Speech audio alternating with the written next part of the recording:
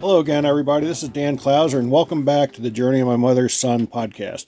Today I'm joined with another fellow RVer and a Y2V volunteer, Orien Fadler. Orien, thanks for joining me today. Well, thank you for asking me to join this. No problem. So we are currently in Roan Mountain, Tennessee, and we are both on back-to-back projects for Y2V.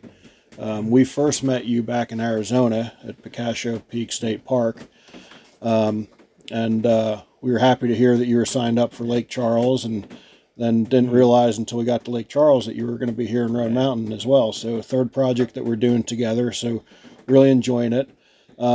You are not a full-time RVer, but No. you are in the midst of a 3-month journey with your golden retriever, Lucy, Right.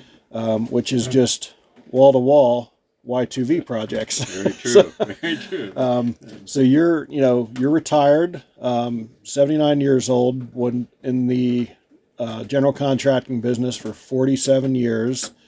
Why would you want to retire and then go out and build stuff for nothing? Well, after you retire, you don't want to just sit around and watch TV. That you need to have a purpose in life to keep living. Yeah. So, and if I can give back, teach people some of the trade that I have learned over those years, that it's really heartwarming to me to do that. Yeah. So. Yeah, I've noticed that that you really do enjoy not just doing the work, but showing others how to do the work. True. Right. So, what is it for you that's so fulfilling, about being able to pass some of that knowledge along to the younger generation? Well, because there's very few people that are left to teach the way I learned to do these things. And without doing this and passing it on to somebody, it's going to be lost forever. Yeah. Just like so many trades and that everybody knows one phase of it, that they could never do the whole thing. Right. What got you started in contracting in the first place? Well, I had started in college. I wanted to be an engineer. Then I realized that I didn't want to sit behind a desk or that, and Right. I went into building technology and more in the carpentry trade. And my dad was a boat builder, and so it fell into the same thing. Right. Right. Yeah. And I guess the one thing with building in general is no two projects are alike. That's true. That's true. And you've done some pretty intense projects. Yeah. After I had built Carl's Jr. restaurants for probably 10 years when they first, some of the original ones. My ex-father-in-law was the contractor that built the first ones for him, and then I started as a framing contractor for him. Yeah.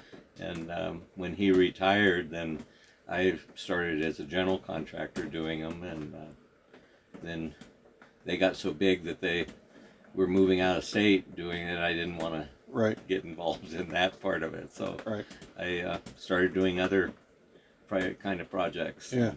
I mean, you've done bridges and apartment complexes. Right. I mean, what's been, and I'm probably sure this is a difficult question, but what's been the most interesting project you've done throughout your career? That is an interesting project. I guess building that one bridge that I took 10 people that had never done it, and showed them how to do this, and I was learning it at the same time myself, because I had never done anything like this, and it just there was challenges. I built 3 houses for myself, and that was a challenge too to do that. Is it tougher building something for yourself than it is building for somebody else? Oh yeah, especially when there's a wife involved. Oh yeah, I'm sure of that. Right. Yeah. When you first started out, was there anybody who kind of took you under their wing? And is that a lot why you enjoy? I believe so. I think my my ex-father-in-law, he pretty much, because even after we got divorced, that I still did work for him, and Right. up until he passed away, I kept in contact, and a lot of it because of my boys and that, but it was just, I learned from the bottom up that Right. he was old school and that, so. Yeah. And I think that's so important, and I think it's something that the younger generation loses sight of a little bit, is how vital it is to learn from the bottom up. You know, like everybody wants to come in and be the CEO. Right, right, yeah, no. But when you learn, I mean, I think it allows you to relate to your employees better, because True. you did it. Uh-huh, You yeah, know, what no. you're telling them to do, like, you did it. So, Right. I mean, how helpful did you find that, you know, throughout your career? Very, that you, that I wouldn't ask an employee to do something that I wouldn't do myself or Right. didn't know how to do, and that. and I think you probably gain a lot of respect from your employees Yeah, with that attitude. yeah, no, You know, no, you do, and I still keep in contact with employees that I had 40 years ago. I think that says a lot for That's the right. type of manager you Right, were, yeah, for sure. yeah. I mean, that's very impressive to still have a relationship No, with people and I that long. always encouraged them to go on and do more than just be a carpenter or that. If they're capable, I'd encourage them to become a contractor, Right. and maybe competing with me, but it would still be something for them to grow on. Right. So seems like you almost took like a father figure approach to some Uh-huh. of your employees, Right. where you love to have them as an asset, but by the same token, if they could spread their wings and flourish Right. by getting out of the nest, so to speak, Right. you No, encourage that. no. I mean, was that kind of bittersweet for you at times to say goodbye No, to one of them, or? yeah, it was, but most of the time I would hire them back as a As a sub? subcontractor and that, yeah, because I knew what they could do, Right. capable, and so I was creating people that could work for me Yeah. in another capacity. That's cool. That's Yeah. very cool. Yeah. So, how did you first learn about A Year to Volunteer? I was watching a YouTube, and it was brought up. I forget who it was that it was one of the other ones that was pushing, and they had done a project, I think, with one of the first ones, and that's where I saw it, and I thought, God, this would be something I might be interested in. I pursued it and found, and then signed up for. I think when I signed up for Picacho Peak, that they were full at the Okay. time, and they said to go ahead and send in, fill out the forms and that. And I did, and sort of a resume of what I could do, and I got a call back. Right. They found a place. We're all like, this guy's got a pretty impressive resume. He could Right. be an asset to us. Right, yeah. Well, that's awesome. So, when did you sign up for the other projects? Was it after the experience at Picacho Peak, or did you jump While in? I was there, Okay. While I was there, I asked them about the other ones. Okay. And I think I signed up for, Lake Charles and Nebraska, and then I found out about this one here, and I asked them about that, and they said, "Oh yeah, you can, because of you've done Lake two Charles other, will be yeah, the second one the for second you. one." So that, and I was on a wait list for Michigan, and that opening came up there. So, Yeah. but I'm enthused because I've never seen this part of the country, Yeah. and it's there's enough time in between to travel and Right. do that. Yeah. So you kind of get the best of both Right, worlds. yeah. You have a purpose for a destination Right. for that. Yeah. It's you know, like I said at the beginning, you're not a full-time RVer. No. But you decided to go out. You're on this kind of 3-month journey. What you know, when you were signing up for the projects, you said this is the longest time you're going to be, you know, out on the road Right. at one time. You know, what was it that made you want to do that big of a chunk? I mean, because you usually could have did Lake Charles and went back home for a couple months and then go do some another of one. I just wanted to see if I enjoyed being gone that long Right. on the road. Right. And so far I have. Yeah. But, Are there any thoughts of going full time? I don't know. I've got so many other things to commitment with the kids, Right. and when I bought that condo, that I pretty much adopted a family there that they want to do things with me. So Right. that Right. would probably be the deciding factor whether I'd go full time and Right. just travel. Yeah. But, Yeah. Well, it's great that you have that connection with other people. I know you said you've got 2 rental properties, and one of the properties you have a employee that worked for you 30 years ago, and right. to build that relationship. I mean, why do you feel that's so important to continue, these literally lifelong relationships that you have with some of these people who aren't family? Well, I think they are family. Yeah. Yeah, they turn into family, and Yeah. I would have at the last I went to work for another contractor. I sold the business because none of the boys wanted to continue in it. Right. But, I had pretty much discouraged them from contracting, making them work for me in the summer times and that, and it pushed them to do something that they enjoy. Right. So, Right. yeah, and it's I don't know what else to say about that. Yeah, So each project that you've been on, they've all kind of been very unique. Picacho right. was a lot of painting, but then we did some landscaping, and you did some stucco work Right, and some stuff like that. Lake Charles was a lot more building and right. wood and stuff. And now here, there's just been a slew of completely unique projects. Right. I know for me and Sandy, that's one of the things that we enjoy, is that all the projects kind of have their own little unique. It's not like every time you go somewhere, you're building a boardwalk every Right. single time. Right. Is that one of the things that you enjoy about it? Yes. Is that there's just such a variety? Yeah. And that was why when I worked for this contractor that we never did the same thing. I would never know what projects we had. Right. And it made you think and try to figure things out on your own, and still try and make money for the company. Right. Right. Yeah, the bottom line there. Yeah. So the big ticket in Lake Charles was the boardwalk, Right. which we ended up not getting the material for until the Wednesday before the project was to end. We ended up just putting, bodies upon bodies on this thing to get it done. We were able to stay a little bit later on Saturday, and there were some other people that stayed. I know there were several times where I'd turn to you and I'm like, so what do you think? You think we're going to get this thing done? You were like, I don't know. I didn't think that we would get it 100% complete. Yeah.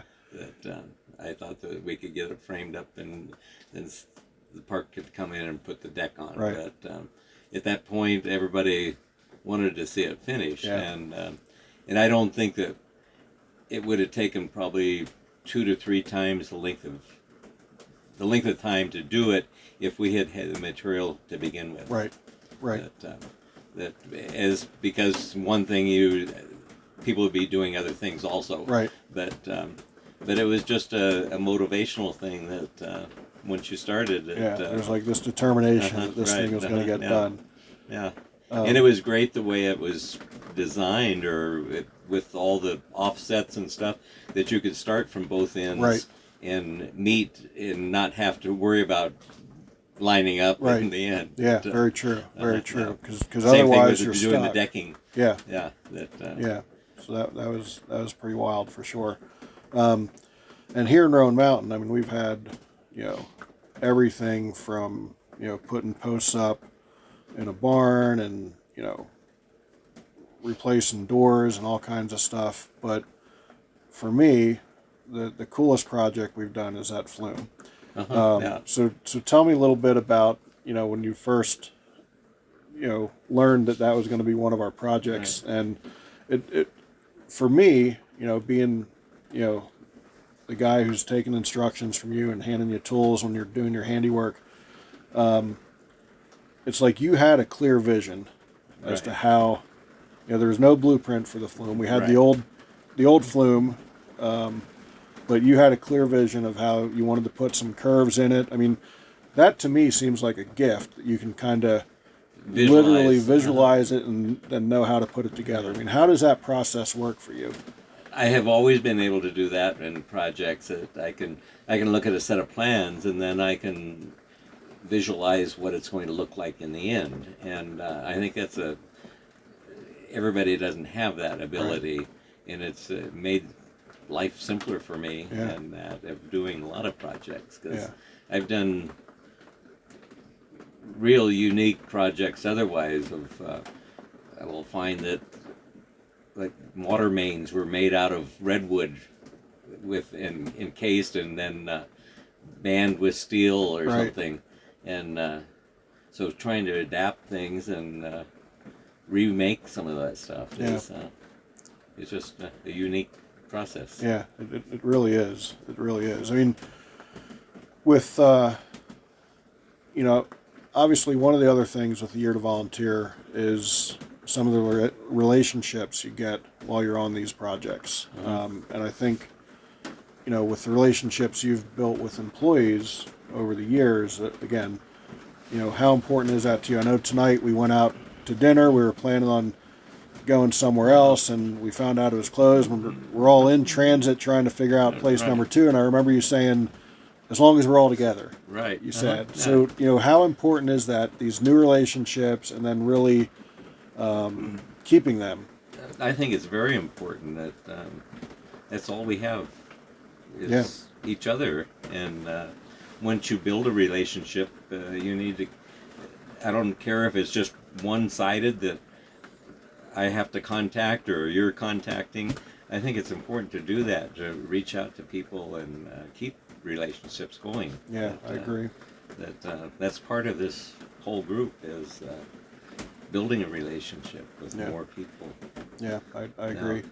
And especially after being the third time, it's 6 weeks together. Yeah, you learn a lot about people. Yeah, you really do. And, there's some people that you won't have that much of a contact with, but there are certain ones that I really enjoy and think it really is a friendship. Yeah. No, I agree. Yeah. And I think on the whole, relationship topic, for us, I mean, Phil and Char make this easy, right. I mean, like I kid all the time. Well, I kind of tongue-in-cheek kid about how much I hate painting, and I do. Right. But, somehow, some way, right, we do it. And we do it with a smile, and we do it good. Right. We make sure that it's done right. So, what is it for you about Phil and Char that, really... They have a unique way of motivating people. Yeah. That I can't pinpoint what it is exactly, but they have a unique way of bringing out the best in everyone. They really do. Yeah. They really do. And getting people to work together and that. Yeah. Yeah, I mean, because when you think about it, all the different backgrounds that we all have, coming in here. Right. They do an amazing job at just meshing us together. I mean, it's important to them at the beginning of a project to get everybody together, introduce yourselves, give a little, background about yourself and get to know each other. And, I think that kind of piques everyone's interest, Right. like, I want to learn more about what this person's background, what they did for a living and that sort of thing. I mean, and again, what you've done, on this project with basically having a, former baseball coach and a former firefighter, behind you, no one would have ever known. No. You've kind of turned us into somewhat skilled craftsmen. No, I would say we have. With just direction, you can do it. Yeah. It doesn't... it's and it's a lot of fun. I mean, it's I love learning new stuff. I mean, right. I've told you many times when I was into building materials, on the sales side, but never that handy of a man. Yeah. I to tell people I know enough to be dangerous, from being on job sites enough, right. but to actually be out there putting it together, it's Well, relatively rare. So you're learning a lot. I have. With this, and yeah, it's really a lot of fun. And again, I mean, I think the group. I mean, now this here that we're on now is technically a Y2V2 project, so it's a smaller group of people, smaller scope. You know, I mean, obviously, like where we went to dinner tonight, if we'd had the normal 30-some volunteers, you couldn't even fit 30 No. people in that No, that no, place. But that's we were right. all able to get to a table Right. and, you know, have some good pizza and enjoy each other's company. So I know Jeff asked us this the other night. You know, like, what do you enjoy more? And I think every project has its own, you know, benefits and parts of enjoyment.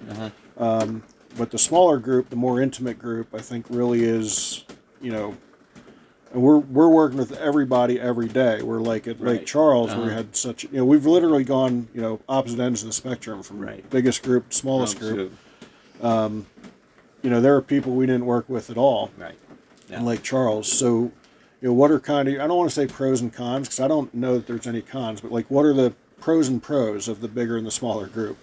I think the bigger ones, it's a challenge to get because there's more projects and stuff, and to get it all done.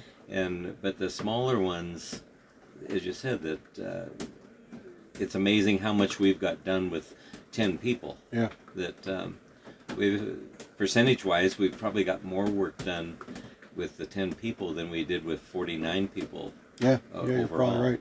In the same length of time. Yeah. That and I would love to do both the big and the small. Yeah. That I think you need both of them. It would be, and you get a more variety of people with the bigger groups. And I love the way they require that there's a certain percentage of new people each time on the Y2V Right. ones, that because it opens up your friendships. Yep. Otherwise, You see new people you haven't met. you'd be with the same basic group of people all the time. Yeah. And it's funny, you know, we talked about how everybody comes from these different backgrounds, but yet there is definitely, you know, a common denominator of everybody that jumps on these projects, which is really wanting to give back.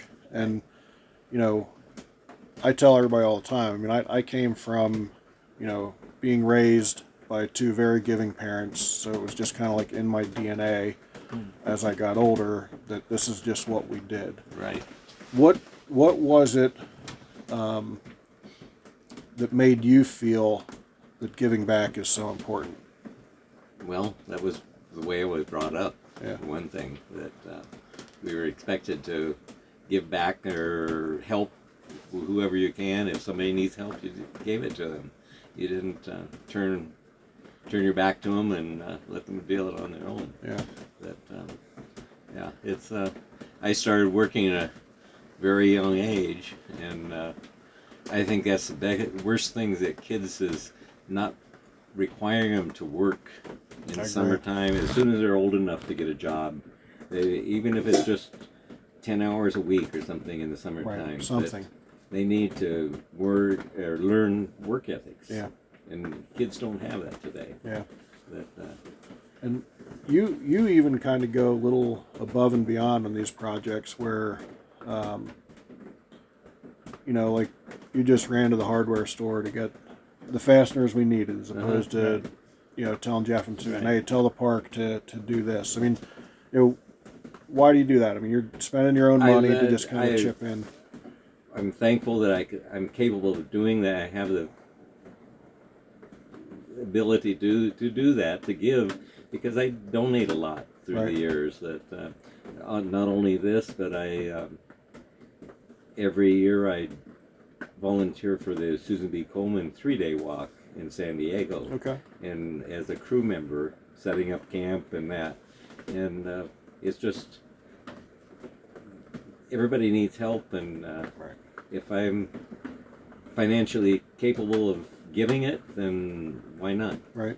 Yeah. I love that. Yeah. And I mean, it's funny. I know for me personally, and I think I can speak for Sandy as well, when you go onto one of these projects, it's like the object is we're giving, but Right. I think you find that just the gratitude that you receive is actually kind of feeding our souls even more Right. than what we're giving. So, Right. I mean, do you kind of feel Right. that same Right. way? And Definitely. Lake Charles, I mean, the way the community really embraced that group. Right. What did that kind of Well, show that just you? showed me that what I was doing was making a difference. Right. Right. Yeah. Right. I mean, I think every meal, Oh, somebody cried. right. Yeah. Somebody cried, tears of gratitude. Right.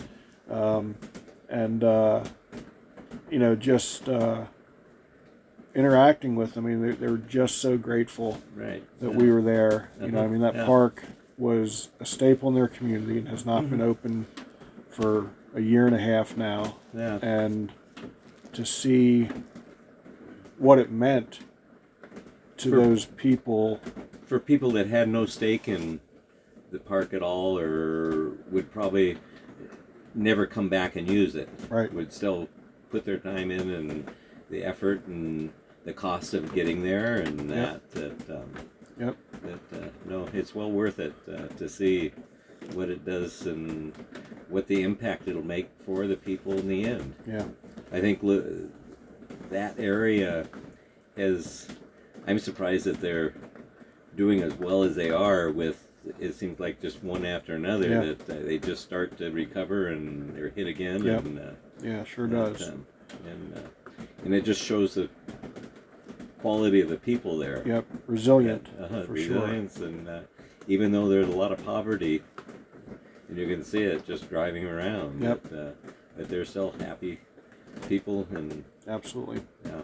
Absolutely. I mean, I think for me, it kind of restores my faith in humanity at times. Right. I mean, Yes. you hear about so much bad stuff going on. Right. It's like, you know what? Why don't you go out and volunteer, and you'll see the good that is really going on in the world. Because there is a lot of good going out there if if you look for it and if you focus on it for sure. So. And I think there's just not being afraid to talk to people. Yeah. That I find that in this part of the country, the South and up here, that it's a completely different than what I'm used to in California. Right. Right. That you have somebody come in up to you and want to talk to you, you wonder what. Right. No, it can get scary, but Right. here it's this is just the way of life. Yeah. And if you want something, I'll give it to you if I have it. Even though it's a last, they may not have something to eat, but they would give it to you for their last. Yeah. Yeah, it is. It's impressive, and even here, again, a little different than Lake Charles, but every interaction that we've had with any staff member that's come up, I mean, they've just been filled with gratitude of what we've done, and how we did it, how fast we did it, the quality that we did. Right. And again, I think that really kind of feeds us to go out and do it the next day as well. Yeah. Mm-hmm. Phil and Char kind of blindsided you a little bit today, Right. where they had you go out to the farmstead and show the group of people that are here for a conference some of the things that we did. And again, I know you kind of prefer to not be the guy in the limelight. Right. Uh-huh. So, as you were walking them through the stuff we did, I mean, what was going through your mind? How long is this going to last? No, I was able to pinpoint it out, and then Phil was gracious enough to just carry on from that. Right. But, no, it wasn't as bad as what I thought it was going to be when I got what I got myself into. You were definitely the guy to take out there, though, as reluctant as you were to do it, because no, it was fun. Most of that stuff doesn't get done without your guidance and expertise, for sure. But, no, they were a great bunch of people that were there, and I think they really appreciated to see what we had done. Yeah, and I mean, the little bit that I interacted with them, they seemed very engaged about what we were doing. want to know we were doing it. why we're doing it. Yeah. Just basically about what we're talking about now. Yeah. Is, they wanted to know why would you do this when you're retired and you don't really need to do anything. Yeah. But I'm sure you've had the same thing that I can go. Of course, traveling by myself, it's a little different because you've seen something, you don't have anybody to interact and talk about what you saw and that. But still, after a little while, you get tired of. You only see so much and absorb so much, and you see in traveling, you see these things that, gosh, these people really could use some help in that. Right. And yeah, it's so cool. I mean, and again, I've learned so much from you on the projects. I mean, we didn't work a whole lot together at Picacho up until the landscaping, and there wasn't, we were just lopping branches and stuff like that. But these past 2 projects, I've been able to kind of be by your side, and I've learned a lot, and I appreciate that. No, I really enjoy working with you, and thank you. It's somebody I consider a friend that I we'll agree with that. Keep in contact with. Definitely. But, it'll be sad leaving this because you won't be. When we're actually not signed up for another project as of now. So we'll see how it goes. Yeah. We're dealing with some health issues in the family that we're not sure once we get back to Pennsylvania what involved. Yeah. So, but we'll definitely get to another project somewhere down the road. But yeah, the last day of the project is always. I know Phil talks about it a lot. It's always when everybody's sad. Out now, like Lake Charles, it was because everybody, there were some people who came and were able to help, 1 or 2 hours Saturday morning. Other people had to leave right away Saturday morning. So it was kind of like, there goes somebody else. There goes somebody else. They'd all come over and say goodbye and stuff. You go back to camp and there's only 2 or 3 rigs there. Yeah. So it is kind of bittersweet at the end because you do build these relationships, and I know Jeff talks about it a lot, where there's just something about rolling up your sleeves and working 5-6 hours a day with somebody next to them that you just gain respect and friendship, and it's tough to really put it into words unless you've done it. So it is always kind of sad at the end. I've never been a real religious person. I've always believed in right and wrong and God and that, but this is a great group because I can see there's all kinds of people that some are very strong and others that I don't think that you have to go be a good Christian to go to church every Sunday. Right. But you need to live that every day. Yes, absolutely. That's how I feel about that. Yeah, but, I agree. And I think that's why this group is so great, is that is never brought up. That that if you need to take off, do something, then do it. It's like I said, Phil and Char make it so easy to get involved as much or as little as you want.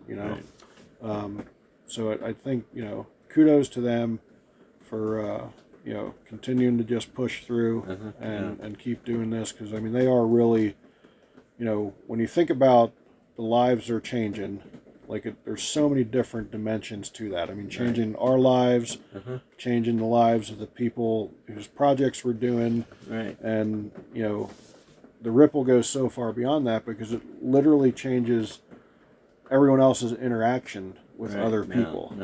So I think when you really kind of try to look at it from 10,000 feet above, I mean, the work that they're doing is pretty incredible. It's wide, very wide, the results. One last thing I want to talk about before we get to our final question is my past couple podcasts I did with Barrett and Cody and Brittany, because we had two groups of families on our last project, and I know we've had side conversations about how kind of heartwarming it was to see parents putting their kids in those situations, and obviously we've talked about how we were brought up, the impression that made. So again, why do you think it's important for, Heather and Danny and Cody and Brittany to get their kids out there and meeting all of these diverse people and getting dirty? And because those kids weren't there just to, hang out and be bystanders. Right. I mean, Yeah. Barrett's No, drilling they wanted screws, to do- Cody's, yeah. I mean, Right, and I think it's very important to give. For one thing, it shows that to give back, that you need to give to other people your abilities and that just the education those kids are getting traveling this way and seeing, and they're getting a better education than they would in a classroom. absolutely. Yeah, I don't know how their homeschooling is that way, but I'm sure they do a pretty good job of it. Yeah. And no, these kids, if they were home in a 6 and brick house all the time, they wouldn't be the kids they are today. Absolutely. Yeah. Absolutely. So I definitely commend them for doing that. Uh-huh. So anything we didn't cover before I get to my final question? No, not really. It's been we've covered a lot. We have. Yeah, We have. I'm looking forward to trying to get my 2 boys that live in Washington. I remember you talking about to that. join this group. Yeah. Because I think they give back and they would really enjoy it. Yeah. Yeah. Well, hopefully, whatever project that is, where you're out there with your boys, hopefully we can be there as well. I think Right, that'd be yeah. a lot of fun. No. So, as you know, the subtitle of the podcast is Many Little People in Many Little Places, which comes from the opening lyrics of a song by a guy by the name of Michael Franti, which go, "When many little people in many little places do many little things and the whole world changes." So what's one of the little things that Orien does on a daily basis to make the world a little bit better place? Well, if I see somebody that needs help, I'll help him. I have the groomer that does Lucy. She's a single mom and has 3 girls, and her husband walked out on her, and she was renting, and the landlord decided that he wasn't going to renew I think his daughter was going to move in the house, and so she needed a place, and so she was able to find a place to move to, but she needed to set up a salon for dog grooming. Okay. And I spent 3 weeks there helping her do this, Yeah. to where she could, with nothing in return except for the friendship. Yeah. And That's I think cool. Just doing little things wherever you can see it. Yeah. That my neighbors, they have, I think they're 32, 35, and they got 3 kids from 14 to 6. And I've pretty much adopted them, and we go camping together. That's in fact, they awesome. bought my travel trailer and truck that I had started out in. That's awesome. And I could have sold it for more other places, but I saw this as some place that it would change a family. Yeah. So that's Yeah. my, wherever I can help. Yeah, That's, I love that. I love that answer, Orien. I love the opportunity to work with you on this project, and look forward to whatever Many future more. projects we get on for Right. sure. And if not, we'll certainly stay in touch. right. So I appreciate you taking the time on this rainy evening in Roan Mountain, Tennessee. And if you're ever in California, you got to come. Well, we a place will. to stay. We definitely will. Right. We definitely will. So, folks out there listening, be sure to check out my blogs and other podcasts at danclouser.com, and be sure to check out Amazon for both The Beauty of a Diamond and The Journey of My Mother's Son. Orien, thanks again for taking the time. You're welcome. It's been a pleasure to do it. Appreciate it.